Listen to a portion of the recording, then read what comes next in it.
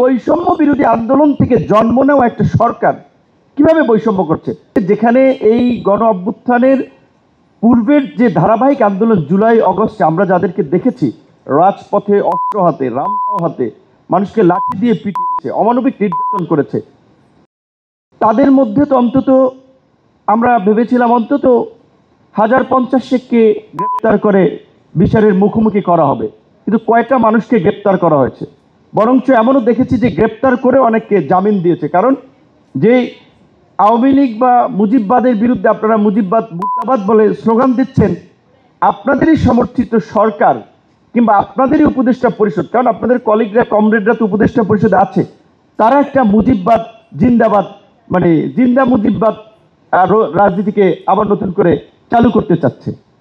তো সেই জায়গা থেকে এটা তো পরিষ্কার, সবাই বলছে যে 11 মাসে বিচারের ক্ষেত্রে কতজন নেতাকে গ্রেপ্তার করা হয়েছে, কতজন আমলাকে গ্রেপ্তার করা হয়েছে।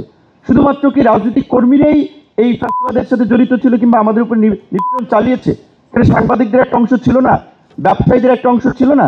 সেই ব্যবসায়ীদেরকে আপনাদের কমরেডরা এবং আপনারা প্রোটেক্ট করছেন না, করছেন। তো কাজে এজন্য বলছি যে সেক্ষেত্রে বিচারটা কিভাবে হবে।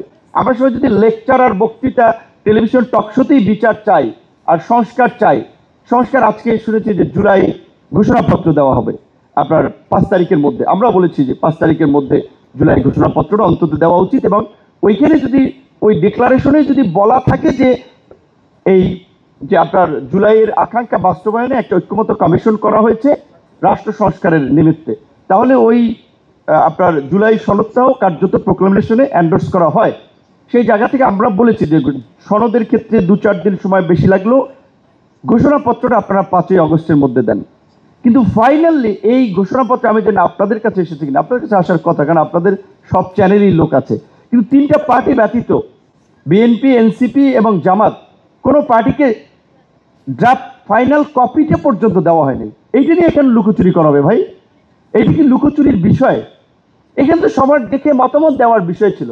তাহলে এই বৈষম্য বিরোধী আন্দোলন থেকে জন্ম নেওয়া একটা সরকার কিভাবে বৈষম্য করছে। এবং আমরা দেখেছেন এর আগে মিটিং করে উপদেষ্টারা বলছেন 4টি দলকে আইডেন্টিফাই করে দিচ্ছেন, যে 4টি প্রধান রাজনৈতিক দল, এবং স্পষ্টতই অভ্যুত্থানের পরবর্তী সরকারের দ্বারা অভিযোগ থাকবে যে তারা একটা রাজনৈতিক দলের দ্বারা পক্ষপাত দুষ্ট কিংবা তাদের আচরণ বায়াস আচরণ হবে। তাহলে তাদের দ্বারা আমরা কিভাবে একটা আনবায়াস রিফর্ম, বিচার কিংবা একটা নির্বাচন পাবো? আমি ব্যক্তিগতভাবে খুব সন্দেহ সংশয় করছি, যদি খুব আর্লি ইলেকশন হয় তাহলে আগামীর নির্বাচন হবে বাংলাদেশের ইতিহাসে সবচেয়ে সংঘাতপূর্ণ নির্বাচন। যদি আপনার এখনো যদি আমরা রাজনৈতিকভাবে অভ্যুত্থানের স্টেক হোল্ডাররা নিজেদের মধ্যে একটা কনসেনসাসে না পৌঁছাতে পারি, তাহলে বিচার বলেন সংস্কার বলেন খুব বেশি গতি পাবে না। কারণ দেখেছেন ঐক্যমত্য কমিশনই তো বলেছে যে এই যে 2 মাস ব্যাপী আমরা আলাপ আলোচনা করলাম, পরে ওনারা বলছে যে পরবর্তী সরকার নির্বাচনের পরে 2 বছরে এটা বাস্তবায়ন করবে।